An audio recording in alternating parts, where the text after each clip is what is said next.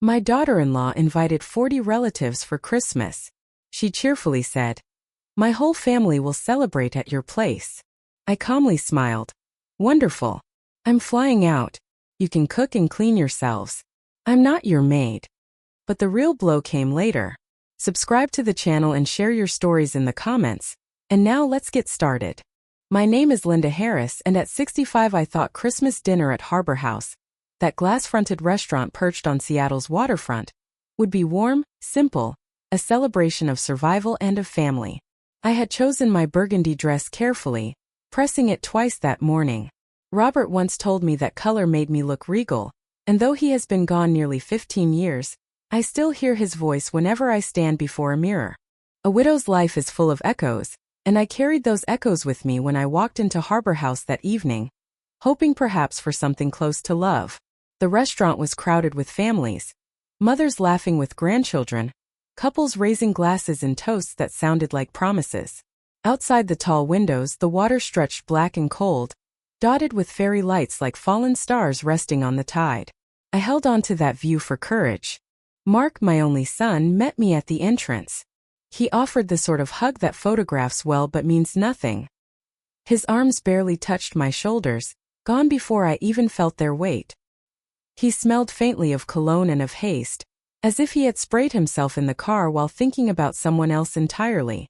Beside him, Bree was radiant. Always radiant. Her blonde hair caught the light in a way that seemed rehearsed, her coat nipped at the waist to flatter her figure. She kissed my cheek with lips that never touched my skin and said, "Linda, you look wonderful." I wanted to believe her. God knows I wanted to, but I knew better. Compliments from Bree were arrows disguised as ribbons. They led me to a table near the window, already set with gleaming cutlery and red napkins folded into perfect triangles. The waiter poured wine, menus opened, and for a fleeting moment I thought maybe, just maybe, we could salvage something like family. And then Bree leaned forward. Her chin lifted slightly, her eyes glittered like cut glass. She spoke with the cheer of someone unveiling a present, her voice drenched in sweet certainty. "Linda, we've found you a wonderful place at Cedar Oaks. It's time you moved there." I felt the words slice into me, cold and deliberate. She didn't say, "Would you like to consider it?" She said, "It's time." As though my life were a clock she wound, and the hour had struck. But I didn't flinch. I had learned, after decades of marriage and 15 years of widowhood, that silence can be sharper than a scream. I folded my napkin slowly, as if it were a legal document, and placed it carefully on my lap. Then I smiled, the kind of smile Robert used to call my courtroom smile, calm, precise, merciless. "Then this," I said softly, "is your last dinner in your own house." The air shifted. Mark's fork stopped midair, a green bean dangling helplessly from his prongs. Bree blinked once, twice, her mask cracking just enough to reveal surprise before she pulled it back into place. What neither of them knew was that this wasn't her first strike. A few days earlier, Bree had come to my kitchen uninvited, her perfume arriving before she did. She leaned against my counter as if she owned it and announced with the brightness of a game show host, "Oh, by the way, Linda, 25 relatives are coming for Christmas. We'll all stay at your place. It'll be so festive." 25. As if my home were a free hotel, as if my life existed to serve her pageantry. I had set down the dish towel, turned toward her, and answered evenly, "Perfect. I'll be flying away. Cook and clean yourselves. I'm not your maid." Her smile had faltered then, just for a second, but manipulators are quick studies.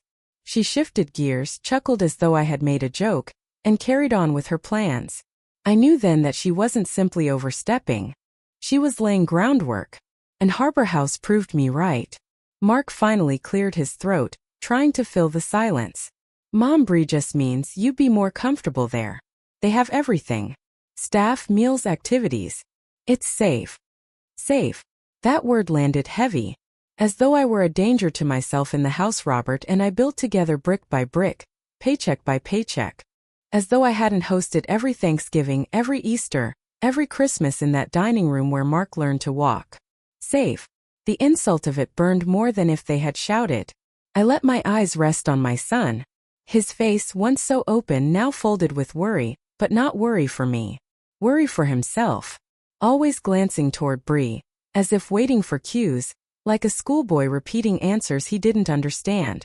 I thought of all the nights I had sat up sewing his Halloween costumes by lamplight, of the winter mornings when I scraped the ice off his windshield so he could leave for school in a warm car. I thought of Robert, who worked overtime shifts at the mill just to afford that little red wagon Mark had wanted one Christmas. All of it, our sacrifices, our quiet choices, had led to this moment, my son sitting across from me in a restaurant, letting his wife tell me I was to be tucked away like an old sweater. I lifted my glass of wine, sipped slowly. The bitterness filled my mouth, a taste that matched the truth.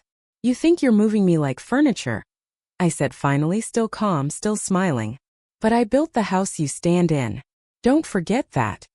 Bree's lips tightened. "Linda, it's not about." "It's exactly about that," I cut in. For a moment no one spoke. Around us other families laughed, toasted, exchanged gifts. Waiters carried steaming plates past, the smell of garlic butter and roasted salmon filling the air. But at our table silence reigned, heavy and brittle. I looked out at the dark water, the ferries drifting across like ghosts. And I knew. This dinner was not a celebration. It was a performance. Bree's smile was a script, Mark's silence a stage direction. And me? They thought I was the disposable character. But they were wrong. Harbor House, with its glittering lights and polished wine glasses, became something else that night. It became a battlefield. And I, long underestimated, had just drawn my line in the sand. The war for my life, my dignity, my home, my legacy had begun. The night after Harbor House, I drove home along the waterfront, Christmas lights flickering in the drizzle, my hand steady on the wheel though my heart beat like a drum. Bree thought she had cornered me. She thought that with one sweetly phrased decree, Cedar Oaks, it's time, she had rewritten my future. But she didn't know me. Not really. For years I let them think I was a widow scraping by. I dressed simply, cooked at home, clipped coupons. They believed the house was my only asset, that Social Security was all that fed me. They pitted me in public and used me in private, and I allowed it because it was easier to be underestimated. People show you their truest selves when they think you are powerless. But Robert and I had built more than a house together. We built an empire in plain sight. I sat at my kitchen table that night with a pot of black coffee, the house silent except for the clock ticking on the mantel. I opened the old walnut box where Robert used to keep our tax returns, and inside were deeds, statements, proof of every investment we had quietly stacked while others were wasting. Parking lots. Townhouses. A small loft on First Avenue that rented to a designer. Even a slice of an office building downtown. It was all there, in tidy envelopes with Robert's precise handwriting. And one more thing, Mark's house. The Maple Cove property he strutted around in, telling friends it was their home. They never knew that 3 years ago, when foreclosure threatened, I had walked into the bank and paid the mortgage in full. The deed never left my name. I had saved my son from humiliation, and in return he allowed his wife to speak of me as if I were a burden. I poured another cup of coffee and picked up the phone. At midnight, my attorney, Daniel Brooks, answered on the second ring. His voice was calm, steady, the kind of voice you want in a storm. "Linda? It's late. Are you all right?" "I'm more than all right," I said. "It's time to open the books." The next morning, his office smelled faintly of leather and old paper. Daniel greeted me with a firm handshake and a look that told me he had seen this story before. Parents devoured by the children they raised. He listened without interruption as I told him about Bree's announcement, about the invasion she planned for Christmas, about the Cedar Oaks decree. When I was finished, he tapped his pen against his legal pad and said simply, "We're not going to fight them with anger. We'll fight with structure." Together we laid out a plan. First, we drafted a backdated lease agreement for the Maple Cove house, complete with an eviction clause. It was legal. It was precise. It would remind Mark that generosity is not ownership. Second, Daniel prepared notices to utility companies. For years I had been quietly paying their water, electricity, gas. All of it set to autopay from my accounts. I canceled everything that day. When the lights flickered out at Maple Cove, they would finally understand that adulthood meant paying one's own bills. Third, credit cards. Bree had charmed me into co-signing once, claiming it was just for emergencies. I closed every line of credit, Every card where my name appeared beside theirs. No more shopping sprees disguised as medical needs. Finally, Daniel suggested something bold. You've been funding their lifestyle for too long. Reclaim control publicly. Don't argue with words, argue with receipts. I slid across the desk a folder of deeds, bank statements, and photos. Proof that everything, vacations, furniture, even the kitchen remodel they boasted about to friends, had come from me. Daniel's eyebrows lifted. They have no idea, do they? Not a clue, I said. They think I'm a tired widow clinging to a crumbling house. A smile tugged at his lips. Then we'll use that to your advantage. We spent hours building walls of paper around my life. Every document another brick in the fortress I should have built years ago. I left his office with a thick envelope under my arm and a strange lightness in my chest. It wasn't revenge. It was reclamation. But one card I kept hidden even from Daniel at first. The office building downtown. The irony was exquisite. Mark worked there, renting an office with his partners. He bragged about it at barbecues, how their firm was growing, how the lease was secure for years. What he didn't know was that I owned part of that very building. If I chose, I could pull the floor out from under his business just as easily as flipping a switch. That knowledge sat in my pocket like a loaded weapon. When I drove home that evening, the neighborhood twinkled with Christmas lights. Families were gathering inside warm houses, children running past windows with excitement. My house, by contrast, was quiet. A cathedral of memory. Robert's chair sat by the fireplace, untouched but not forgotten. I stood there for a long time, staring at it, remembering his words. Linda, never give away your power. Even to Mark. Especially to Mark.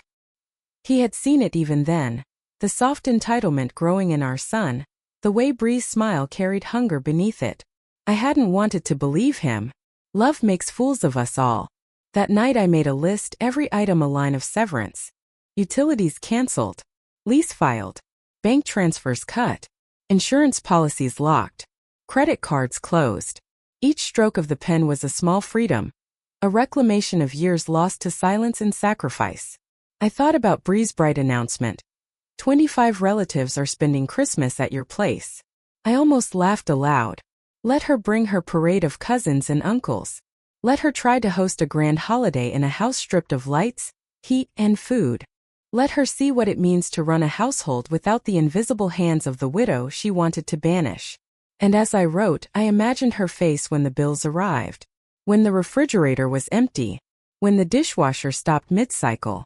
For decades I had been the quiet current beneath their lives, unseen but essential. Now I would vanish, and the silence would thunder louder than any accusation. The war had begun at Harbor House, but here, at my kitchen table with paper spread around me like battle maps, I made my first true move. And I knew it was only the beginning. The call was short. Just 3 words, spoken with deliberate calm. Come over. Alone. Mark hesitated on the other end, his silence stretching like rope about to snap. Then a clipped, all right. That evening he stood in my doorway, shoulders hunched against the drizzle. For a fleeting second I saw the boy he once was, hair plastered to his forehead, backpack too heavy for his small frame, looking up at me for help. But then his eyes shifted, darting nervously like a man already cornered. Where's Bree? I asked, though I already knew. At home. Thought it'd be better this way. Good. I wanted him without her script feeding his lines. We sat in the living room. The same room where his toy trains once circled the carpet, where Robert had lifted him high to place the angel on top of the Christmas tree. Now the air smelled faintly of smoke from the wood stove, and between us lay decades of sacrifice turned to ash. I set the envelope on the coffee table. Thick. Heavy. Final. Open it, I said. He obeyed, fumbling with the clasp. Out slid deeds, bank statements, receipts, pages that carried the weight of truth. His eyes scanned the papers, confusion twisting into disbelief. What is this? He muttered. It's your life, I replied. Paid for by me. He looked up sharply. That's not. It is. My voice cut like glass. The vacations? Me. The Maple Cove house? Mine. The furniture you brag about to friends? Bought with my checks. Even your office lease, your proud little business, rests partly on ground I own. The color drained from his face. He shuffled through the papers again, as if searching for a mistake, a loophole. But the proof was there in black ink. His entire adult life propped up by the mother he was ready to discard. "But we're family," he said weakly. The words sounded rehearsed like a line from a cheap play. Family doesn't evict each other to nursing homes while smiling across restaurant tables. He swallowed, eyes glassy. "Bree, she worries about you. About your memory, about—" "Stop." I raised a hand. "Do not recite her lines. This is between us. You have 1 week to leave the Maple Cove house. 1 week, Mark." His mouth fell open. "You can't do that. Breeze." "I can. And I have." Silence settled, heavy as stone. Outside, the rain tapped against the windows like an impatient audience. Mark shifted in his seat, papers trembling in his hands. Finally, he muttered, "You've lost your mind." "No," I said. "I've found it." He stormed out, slamming the door so hard the picture frames rattled. For a moment, the house seemed to sigh with relief, as if it too had waited years for me to speak. That night the calls began. First from Mark, angry, pleading, alternating between son and stranger. Then from Bree, her voice dripping false concern. "Linda, sweetie, are you all right? Mark says you're confused. He's very worried." Confused. The word clanged in my chest like a bell of accusation. I almost laughed at the audacity. Instead, I pressed record on my phone. Every word of hers, every faux sweet syllable became evidence. Within hours the whispers spread. Cousins calling, neighbors hinting. "Bree says you've been forgetting things. Maybe you need help." The script was clear. Paint me senile, fragile, incapable. Turn my defense into delusion. But I was ready. The next morning, I booked an appointment with my physician. A full cognitive evaluation. Memory tests, reflexes, even puzzles meant for people decades younger. I completed every one, steady and precise. At the end, the doctor smiled. "Linda, your mind is sharper than most 40-year-olds. Whatever anyone is saying, you have nothing to fear." I left with the papers in hand. Proof. A shield against their narrative. Meanwhile, I drafted a letter. Not emotional, not pleading. Cold, factual, accompanied by photocopies of deeds, receipts, and the doctor's report. I sent it to every relative Bree had tried to recruit for her performance. A single line at the end. "If you wish to know the truth, here it is. If you prefer lies, keep listening to Bree." The silence that followed was louder than any phone call. Invitations stopped. Texts vanished. One cousin even sent back a quiet note. "We had no idea. Stay strong." Christmas Eve arrived. The house was dark, no lights strung, no tree glittering in the window. For years I had cooked until my hands ached, cleaned until midnight, hosting a parade of relatives who ate, laughed, and left without a thank you. This time the house remained mine. Quiet. Still. Bree's grand plan of 25 relatives crowding my table collapsed like a stage set without a play. She had wanted me as maid, cook, servant. Instead, she found herself in a cold kitchen. Her audience dispersed. I sat by the fire that night with a glass of wine, Robert's photograph on the mantel. The flames crackled, steady and alive. I thought of him, of the years we had built with sweat and patience, of the warnings he had whispered about Mark's entitlement. "You were right," I told his picture. "But I'm not broken yet. Not by them. Not by anyone." For a brief moment, peace wrapped around me like a shawl. But beneath it I felt the hum of war. This was only the first act. Bree was too calculating, too hungry to retreat so easily. I could almost hear her voice already, rehearsing the next line. And I knew I had to be ready. It began with a knock at the door. I opened it to find a man in a white coat standing on my porch, his expression polished with professional calm. He held a clipboard pressed against his chest like a shield. "Mrs. Harris? I'm Dr. Keller. Your daughter-in-law is worried. She asked me to perform a quick evaluation.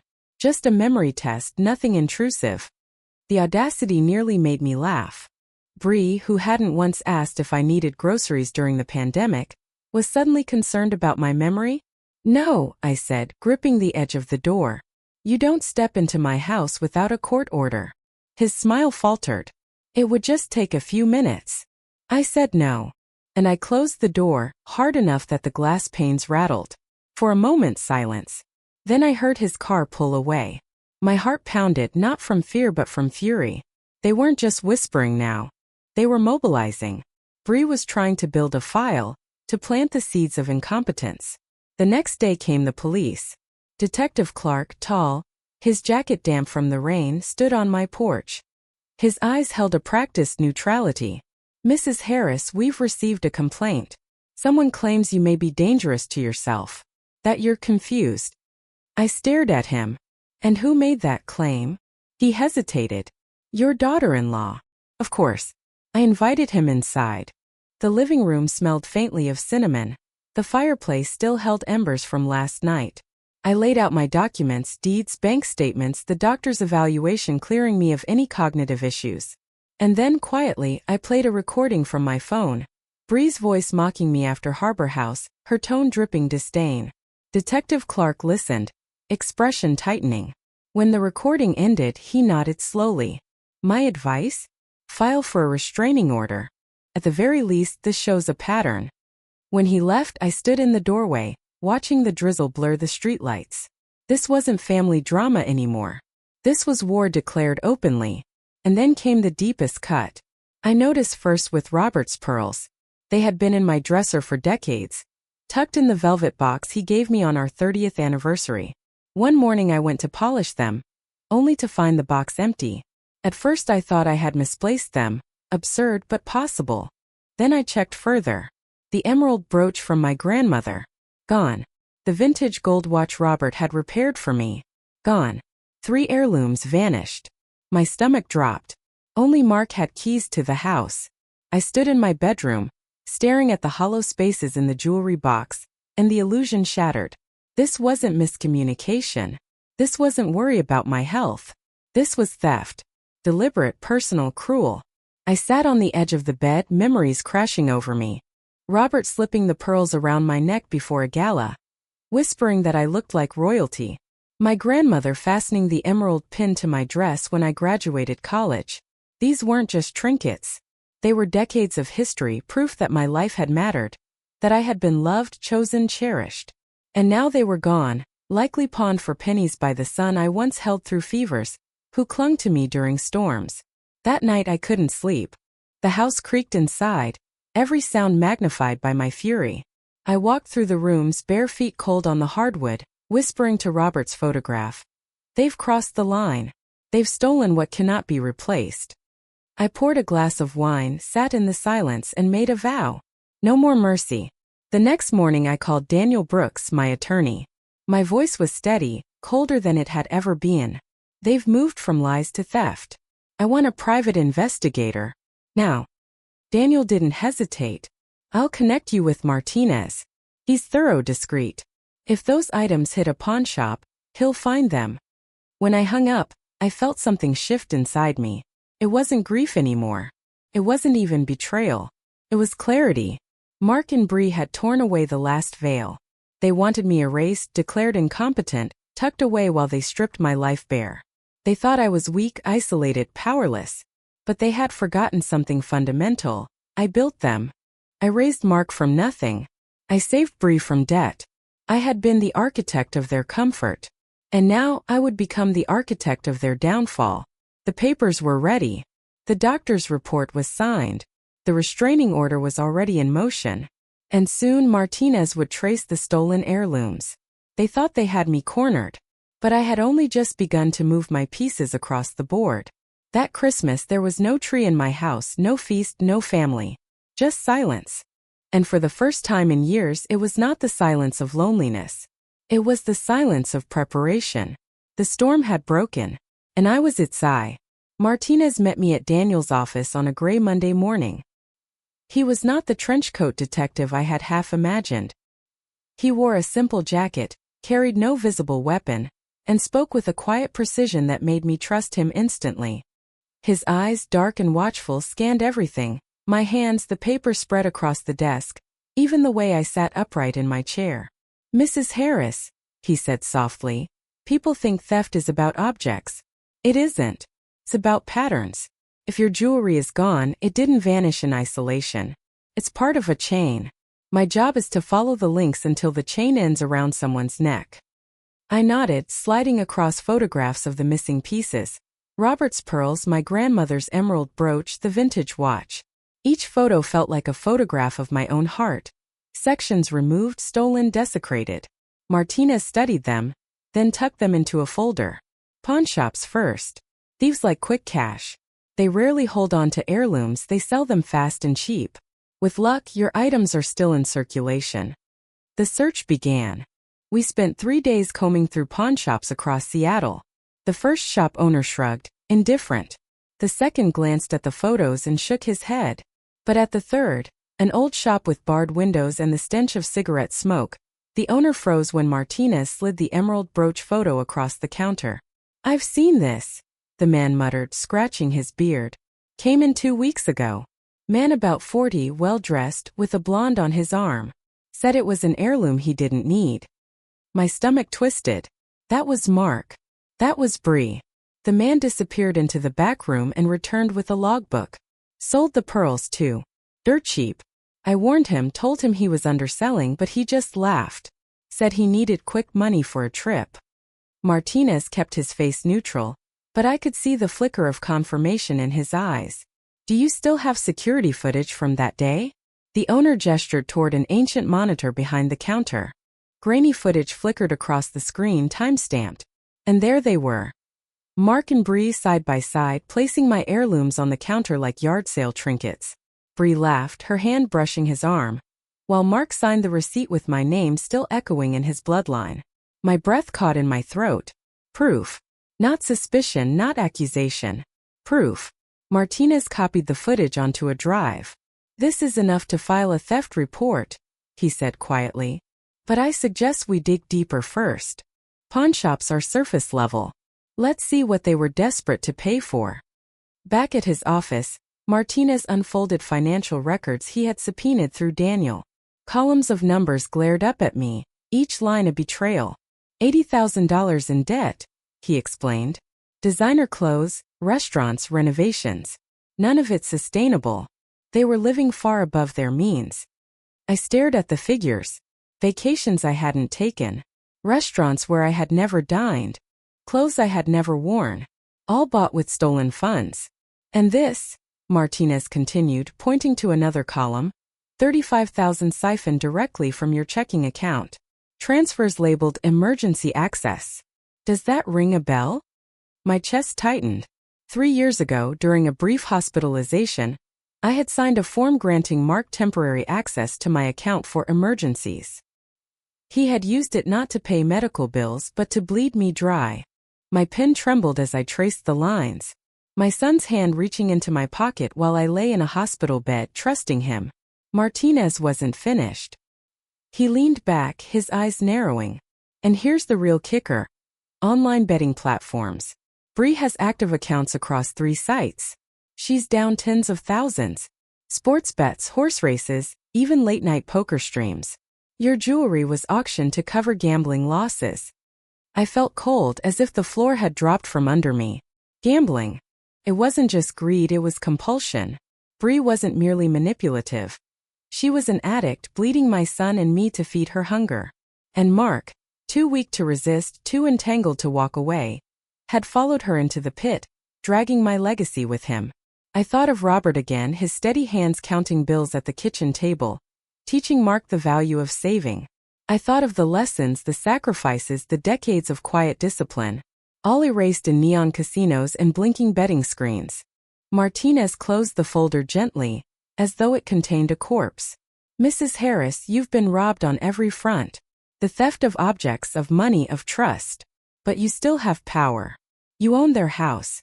You own part of his workplace. You hold the documents. You can file charges, cut utilities, evict. It won't erase what's lost, but it will stop the bleeding." I stared at the grainy photo of Mark on the pawnshop camera. My son, who once pressed dandelions into my hand and called me the best mom in the world, now reduced to a thief under fluorescent lights. For the first time in months, I felt tears sting my eyes. Not for the pearls or the watch, not even for the money. For the boy who had vanished, replaced by this man I no longer recognized. But the tears dried quickly. I folded the papers, slipped them back into the envelope and straightened my spine. They wanted to play games, I said. They'll get rules instead. Legal ones. Hard ones. Martinez nodded. And the gambling? That gives us motive. Judges like motive. That night I sat at my kitchen table, the house dim except for the glow of the lamp. I laid out every document, every photo, every receipt, proof upon proof. And as I looked at them, I felt something I hadn't felt since Robert died: control. They had thought me old, fragile, dispensable. But I was the one holding the evidence, the deeds, the power to strip away their comfort. I poured myself a glass of wine and whispered to the silence, "You took my pearls, but you will not take my name. Not my dignity. Not my future."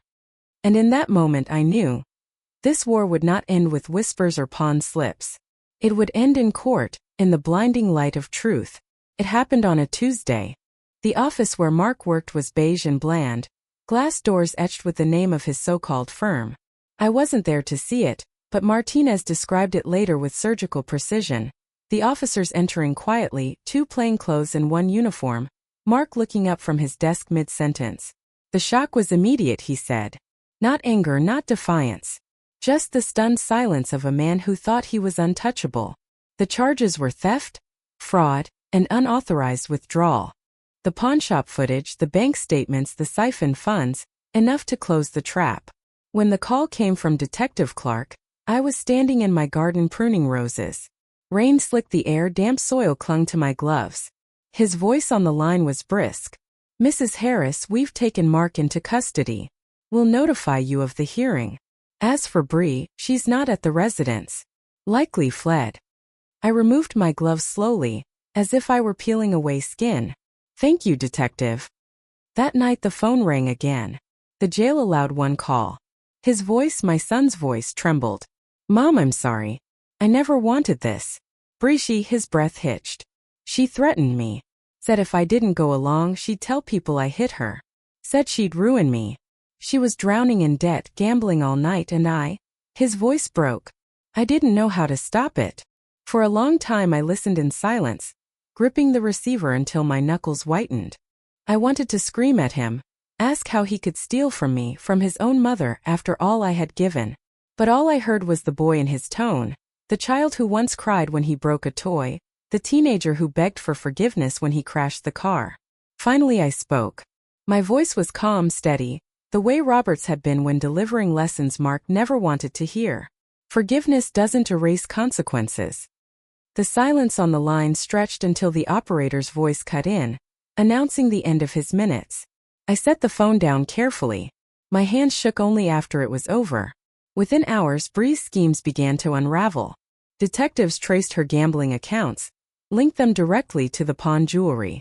The pattern was undeniable. Late-night wagers, sudden cash infusions from stolen goods, withdrawals that matched the sales. And then another revelation surfaced. Martinez called me late at night, excitement in his voice. "Remember that Christmas invasion Bree planned? 25 relatives at your house? It wasn't just about burdening you. She had arranged for a moving company. The relatives were cover, noise and distraction, while she emptied your house of furniture. By the time they left, you'd have had little more than bare walls." I sat at my kitchen table staring at the phone. Even after all I had seen, all I had heard, I felt sick. She hadn't just wanted to humiliate me. She wanted to strip me down to nothing, to turn the house Robert built into a hollow shell while I was pushed off to Cedar Oaks. The audacity of it. The cruelty. The meticulous planning. The next day, Daniel filed for a restraining order. Bree's name printed in bold across the top of the paperwork. The judge signed without hesitation. Given the theft, the gambling evidence, the threats, it was a simple matter.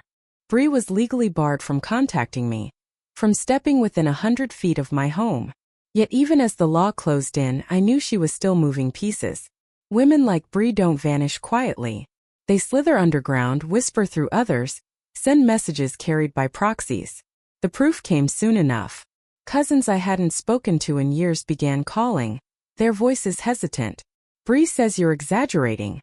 Bree says you pressured Mark. Bree says..." I cut them off every time. "Bree says nothing that matters. I have the documents. I have the footage. Believe her if you want, but don't call me again. One by one the voices faded. Meanwhile, Mark's arraignment came. I attended, dressed in the same burgundy suit I wore to Robert's memorial. Not for mourning this time but for clarity. When they led Mark into the courtroom in cuffs, my heart clenched. He looked smaller somehow, shoulders bent, hair disheveled. He glanced at me once, a flash of shame in his eyes, then lowered his head. The prosecutor laid out the charges: theft of family assets, fraudulent withdrawals, collusion in pawning heirlooms. His lawyer argued that he had been manipulated by Bree, that he acted under duress. I didn't doubt the truth of it, but it didn't erase the ink on the bank statements, the signatures, the receipts. When the judge asked if I wished to speak, I rose. My hands were steady, my voice even. Your Honor, I loved my son. I still do. But love does not blind me to theft. For years I carried his debts, paid his bills, gave him more than I could afford. He repaid me with lies and betrayal. Bree's influence is no excuse. He knew right from wrong and he chose wrong. I will not seek leniency. I will seek protection. The courtroom was silent. Even the stenographer's fingers paused. Mark's head sank lower. For the first time he looked like a man who had lost not just freedom, but the last shred of illusion. When it ended, I walked out into the gray daylight. The courthouse steps slick with rain. Reporters clustered near the curb, hungry for scandal, but I pushed past them. This was not spectacle. This was survival. At home that evening, I sat by the fire again, Robert's photo watching from the mantel. It's done, I whispered. At least part of it. But I knew better. Bree was still out there, her debts festering, her schemes unraveling. And people like her don't surrender, they retaliate. The war had shifted, yes. Mark was in custody, bound by law. But Bree? Bree was a shadow, and shadows always wait for the darkest hour to strike.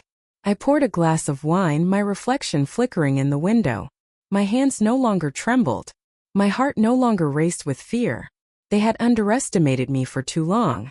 And now, every move I made would be deliberate, precise, final.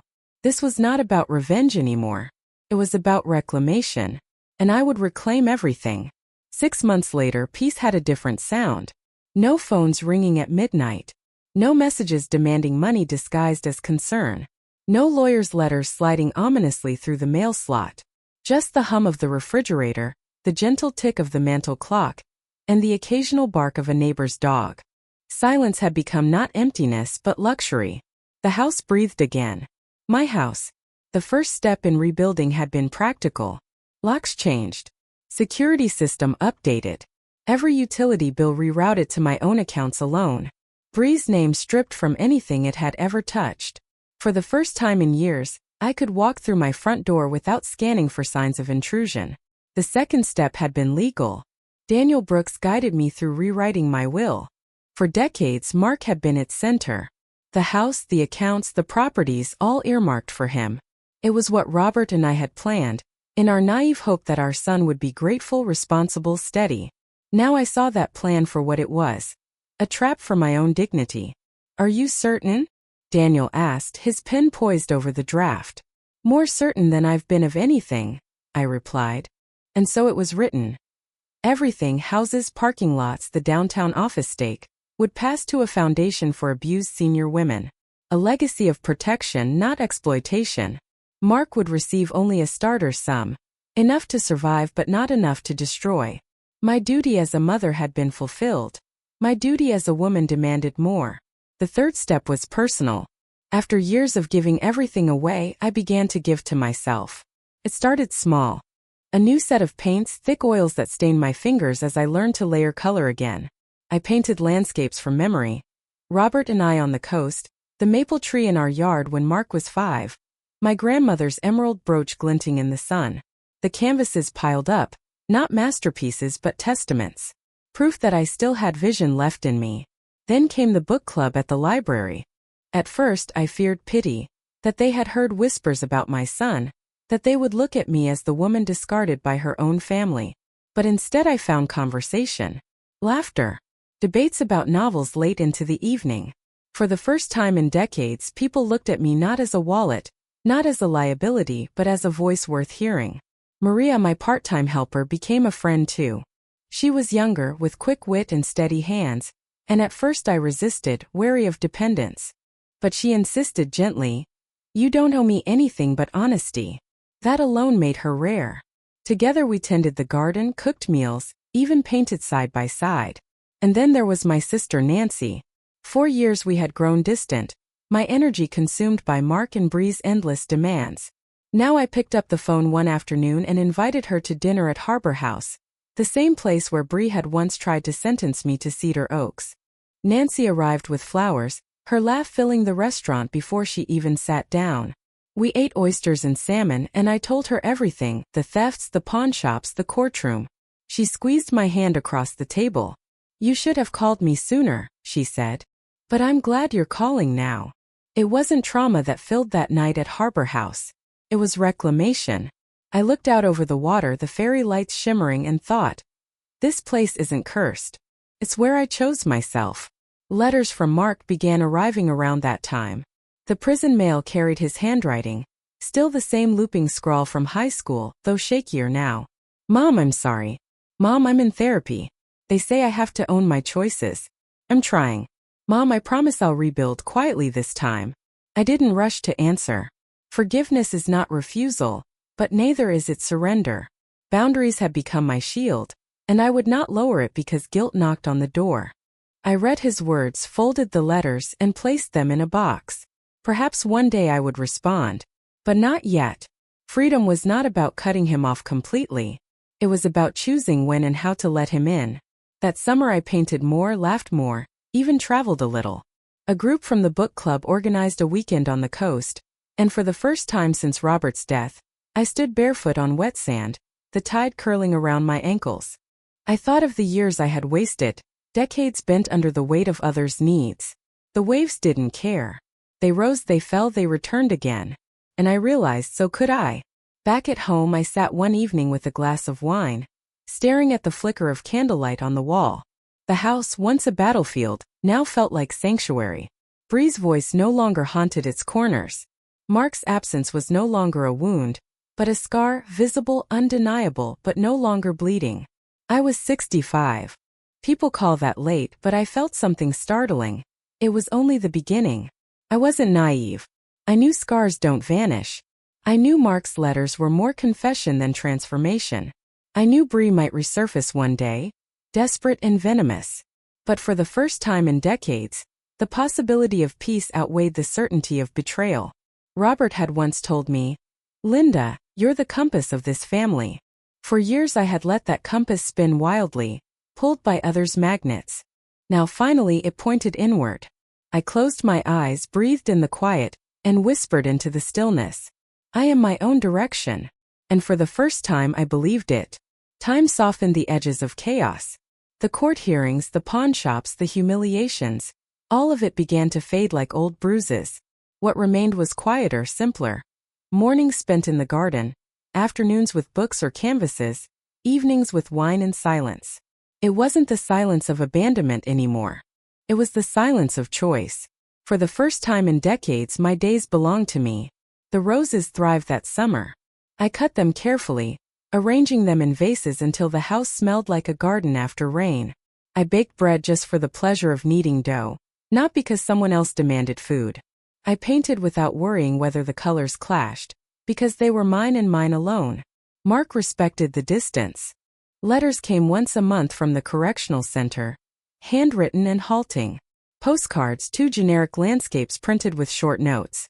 "Mom, I'm working in the prison library. Feels good to be useful." Or "Mom, the therapist says I'm learning to separate Bree's voice from mine." Small signs of growth, perhaps. But I kept them in a box, unopened after the first read. I had learned to resist rushing toward hope like a thirsty woman chasing a mirage. Bree never resurfaced. No letters, no calls, not even whispers through relatives. Her silence was the cleanest gift she ever gave me. I had feared loneliness, but what came instead was companionship of a different sort. Maria visited often, not out of obligation but because she enjoyed my company. She became my friend, not just my helper, and sometimes I caught her humming while she worked in the kitchen, her voice soft as sunlight. With her I felt no performance, no manipulation, only the ease of being seen as a person. At the library, the book club grew into something like family. We argued about plot lines, drank tea until the pot ran dry, and once even stayed until the janitor flicked the lights to chase us out.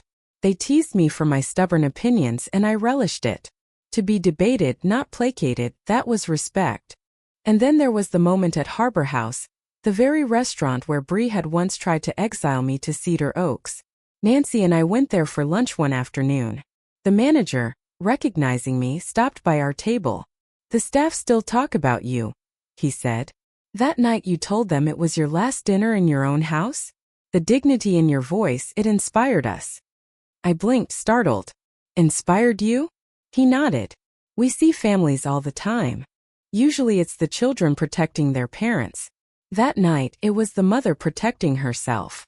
We'll never forget it." His words clung to me long after we left. I had thought of that dinner as a wound, the moment my family fractured beyond repair. But perhaps it was also something else. The night I proved to myself that I could stand alone. I began to move differently after that. Straighter, steadier. I no longer apologized when I declined invitations I didn't want. I no longer justified purchases for myself. I bought a new coat, deep green with wide lapels, and wore it proudly to the market. I even let myself be photographed at the book club, no longer shrinking from being seen. I had not expected admiration, yet strangers approached me in small ways. The florist said, "You always look so certain." A neighbor remarked, "You've got more energy now than women 20 years younger." Each comment startled me, like finding treasure in a pocket I thought was empty. It didn't erase the past. Nothing could. At night I still sometimes woke with Robert's face vivid in my dreams, or with the memory of Bree's mocking voice echoing. I would lie awake staring at the ceiling, whispering, "I'm safe now. I'm safe." And eventually sleep would return. But the fear of collapse was gone. The foundation had been rebuilt, and it was stronger because it rested only on me. One evening Maria and I sat in the garden, sipping tea as twilight painted the sky in bruised purples and golds. She looked at me thoughtfully. "You know, Linda," she said, "most people your age slow down, but you've sped up. It's like you've been given another life." I smiled faintly. Maybe I have. Or maybe I just finally claimed the one I was always supposed to live. The seasons turned. Autumn painted the trees in fire. Winter came with frost that laced the windows but couldn't chill the warmth of my reclaimed solitude. The house was no longer a prison of obligation but a sanctuary of my own making. I thought often of Robert, of the way he used to hold my hand when storms rattled the roof. "We're stronger than the wind," he would say. He had been right. The storm of betrayal had roared, but I was still standing. For the first time in decades I felt balance. Not perfect, not painless, but steady enough to walk without stumbling. And yet, deep down I sensed something. Fate rarely closes a door without leaving a window ajar. Peace never remains untouched for long. One afternoon as I trimmed the roses, Maria came hurrying across the yard, her face pale, her voice tight. "Linda," she called. "There's someone at the door. A young man. He says he's your grandson." The shears slipped in my hand. The thorn bushes trembled. Balance, I realized, was never final. It was only ever a pause before the next turn. When Maria uttered those words, "He says he's your grandson," time seemed to stutter. I stood in the garden, shears in hand, roses bleeding fragrance into the air, unable to move. For 65 years I had believed I knew the shape of my family. Mark, his choices, his betrayals. Bree, her manipulations. Robert, long gone but never absent from my heart. I thought the story was written. Yet here was a new chapter waiting on my doorstep. I wiped my hands on my apron and walked slowly toward the house. At the door stood a young man, 20, maybe 21. His hair was dark like Mark's when he was a boy, but his eyes were soft, searching, a mirror of Robert's gentleness. "Mrs. Harris?" he asked. His voice cracked slightly, as though rehearsed but still fragile. "I'm Alex Carter, Mark's son, from before Bree." The world tilted. I had never known, never been told. Mark had hidden him, erased him as if he were a mistake scribbled off a page. My throat tightened, but I gestured him inside. We sat at the kitchen table, the same table where Robert and I had once planned our future. where Bree had tried to rewrite my life. Now a new presence sat across from me. His hands folded nervously around a mug of tea Maria placed before him. I only just found out, he began. My mom finally told me the truth. She thought I should know my father's family, even if it's complicated. He glanced up at me cautiously, as though gauging whether I would slam the door in his face. Instead, I studied him. The set of his jaw was Mark's, but the calm steadiness, that was not my son. That was something else. Something earned perhaps through struggle. What do you know? I asked quietly. That Dad isn't proud of me. That he doesn't talk about me. That he chose another life with Bree. But I wanted to see for myself. To know if I had anyone left who cared. The word sliced me. My heart ached with recognition, for hadn't I too been erased, deemed inconvenient, expendable? My own son had tried to discard me. And here sat his son, a living echo bearing the same wound. Over tea we spoke for hours. He told me of his childhood, lean years, his mother working double shifts, his father a ghost. He spoke not with bitterness but with a quiet acceptance that made me ashamed of my own decades of denial. I'm studying engineering, Alex said, his voice warming as he spoke of classes, late nights with books, the dream of building something that would last. I don't need anything from you, Grandma. I just wanted to know if you'd want to know me. Grandma. The word landed with a weight I hadn't expected. For years I had been Linda, a mother, widow, victim, survivor. To hear that word again, without demand, without strings, was like sunlight piercing a shuttered room. I reached across the table, covering his hand with mine. Yes, Alex. I want to know you. Tears brimmed in his eyes. He blinked them away quickly, embarrassed, but I saw. And I felt my own eyes sting in answer. In the weeks that followed, Alex visited often. We walked the garden paths, he carried groceries with a quiet insistence. He asked about Robert, about the family stories Mark never told. I showed him photographs, Mark as a child, Robert holding him on his shoulders, Christmas mornings before everything fractured. Alex studied each picture as if memorizing proof of a lineage he had been denied.